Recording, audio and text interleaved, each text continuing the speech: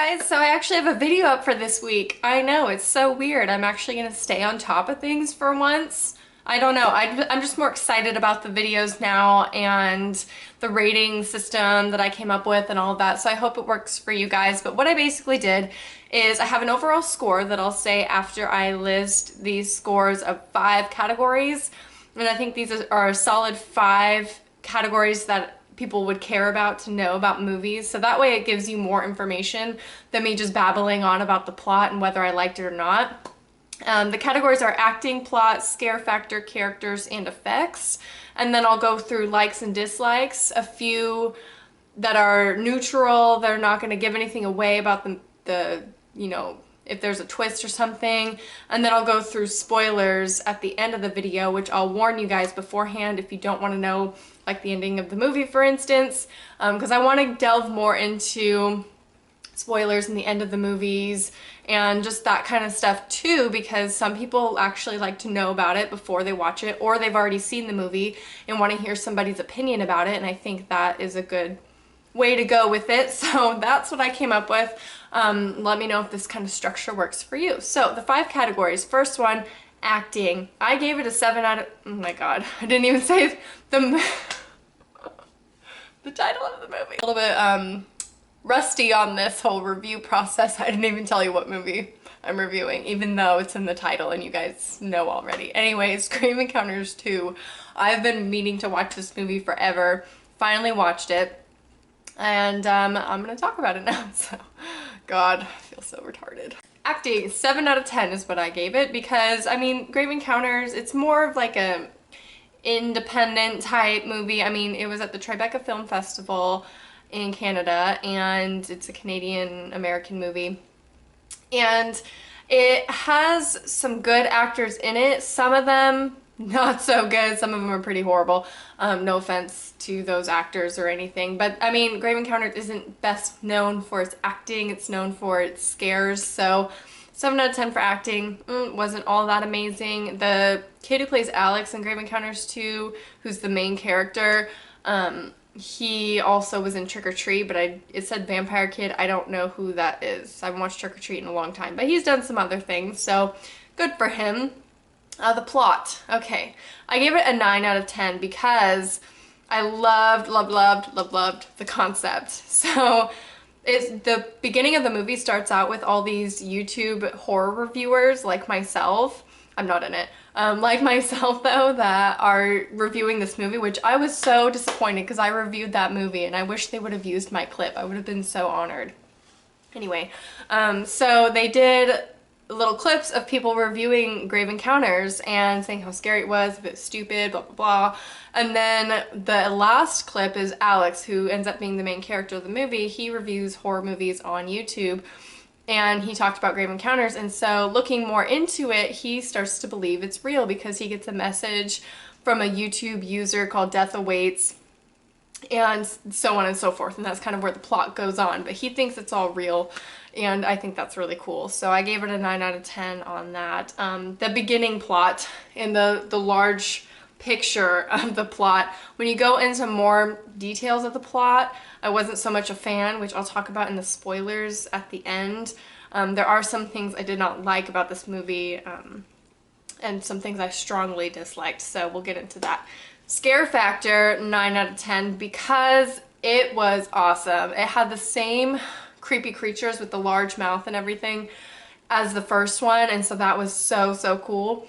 That's like my all-time favorite kind of character in a horror movie, like Samara from The Ring, when she like morphs the people's faces.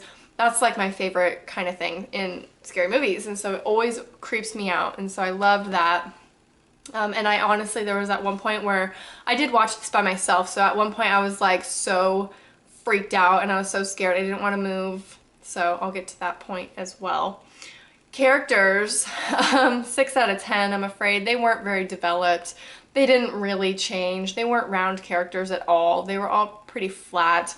They didn't do much for the story at all, and that's about it. That's all I have to say about the characters. They weren't like really deep people or anything, so it didn't really, I didn't fancy that so much. The effects, I gave an 8 out of 10. They were really good. I loved the gore of it because it looked really real. And there's a scene, this isn't a spoiler really, but there's a scene where somebody gets their face bashed in. That's pretty violent, and I can never stand to watch those scenes. I did watch it this time. It just disturbs me if someone's head is being bashed in or face or something like crushed. I can't normally handle that, but this one was okay. But it looked so real, so that was a good, they had good effects in that. So the overall rating based on these, I actually do the calculations and average it out of the 5 categories, you know, do a bunch of math, not a bunch of math, it's literally like one calculation. Overall, it's a 7 out of 10, I'd say. It had really good scares and a good plot, and, you know, so I give it that. You know, it did lack in a little bit of the story in the later part of the movie. That was weird. And the characters and the acting lacked as well. But I really liked the effects and the scare and everything like that. So 7 out of 10 I think is pretty good. That's being pretty generous. So anyway, now I'm going to move on to the likes and dislikes. Firstly, talking about the things that are not going to give anything away from the movie, just strictly the plot. If you watched the trailer or read a description of it, you'd be able to know this just by those. So firstly, like I said, the storyline, that was one of my favorite things about it because he's a horror reviewer on YouTube, and I think that's so funny. That's what I do, so I could relate, and I get it. And I understand his passion. He is a filmmaker in the movie, so he wants to make a scary movie that's gonna like change the world and change people's opinions of horror. I don't know. He thinks he's like a visionary. And so that's why he wants to create Grave Encounters 2, because he thinks Grave Encounters 1 is real. So anyway, that's pretty cool. I also liked that the plot was really creative, the fact he did think it was real, and they played it out. They used the real actors' names that were in the first one, and you know, talking about how they went missing or they were searching for them and all this, but they actually died, and the director of Grave Encounters 1 covered it up kind of, so that was cool. I loved that the Vicious brothers made a cameo. I thought it was so funny. They're the writers for Grave Encounters, if you didn't know. They're awesome, awesome people. Follow them on Twitter and Instagram. I love them. So the Vicious brothers made a cameo in the Grave Encounters 2. It's so cool. They were the directors of the first film's interns, and so they kind of just showed up a little bit, but it was funny. I thought that was funny. It's very Stephen King-esque, Alfred Hitchcock-esque, so I liked that. And the last thing I'm gonna mention for likes without spoilers are the creatures. That's like my favorite part about these Grave Encounters movies is the creatures because of the open mouth.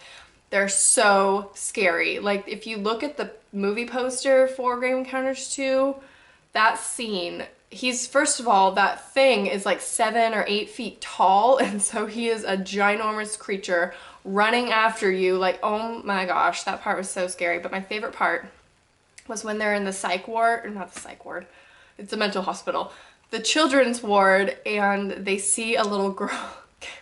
Oh my god, they see a little girl and she's like, do you want to play with me? And then all of a sudden her face just goes all hella scary.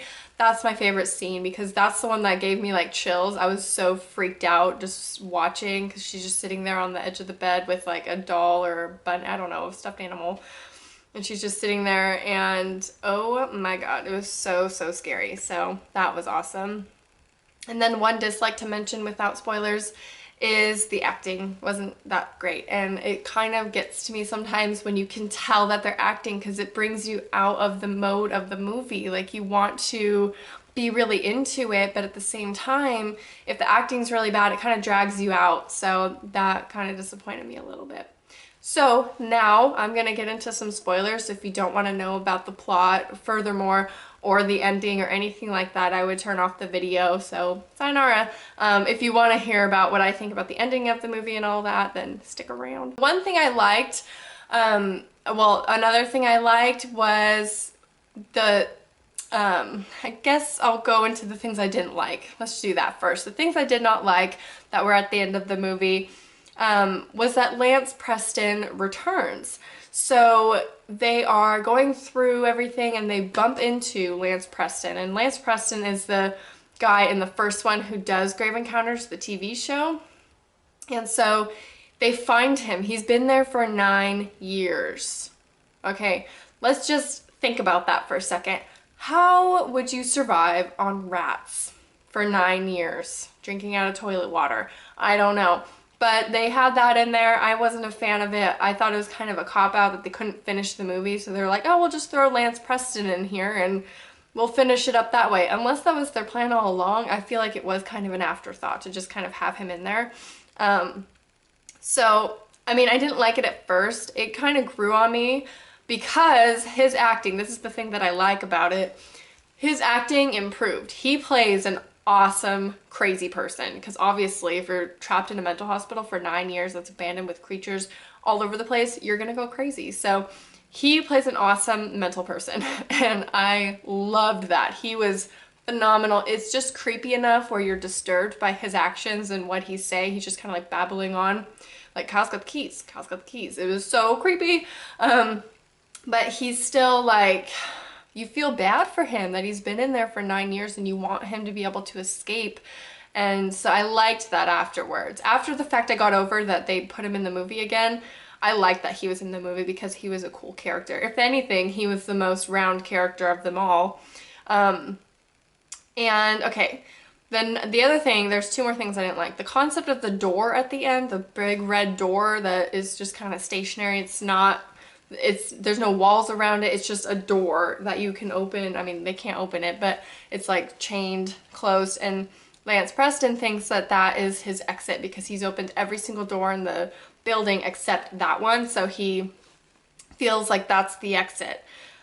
He finally gets through the door and there's nothing there. And then that goes into my last thing. I hated how the cameras just picked themselves up off the ground and were flying around. I mean, they were ghosts carrying them, but really, I mean, I understand they have to get the footage somehow, and Lance just can't carry the camera like facing him the whole time, so they have to get a camera to like float and make that be reasonable, but I don't think it is. I think it's so out of place and weird that a camera is just like floating around him. And then he gets like all the cameras and they're all like flying around him. It's like, what is that? I don't know. It was weird. And then the concept at the end was that he had to finish the film. That's the concept.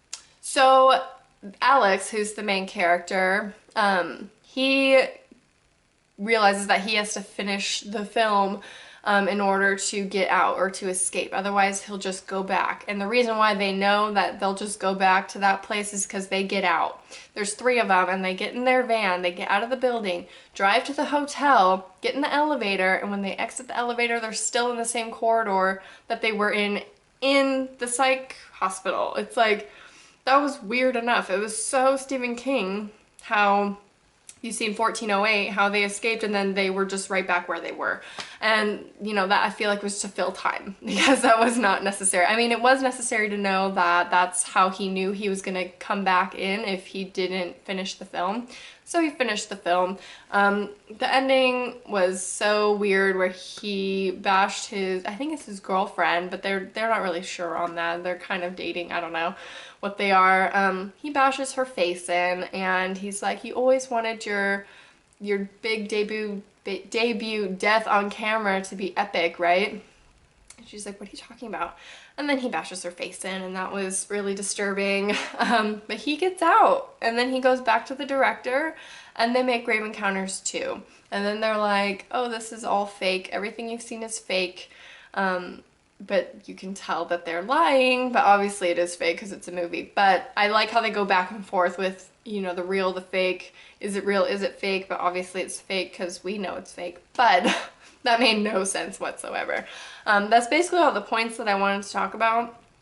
Let me know if you like this whole structure thing a little bit more. I feel like it's easier to follow and yeah, and you guys hear my ratings and stuff like that. And I think that's better for you guys than me just blah, blah, blah, talking. I think that's so much better. So let me know what you think down in the comments. I hope you enjoyed this video and I'll talk to you guys soon. Bye.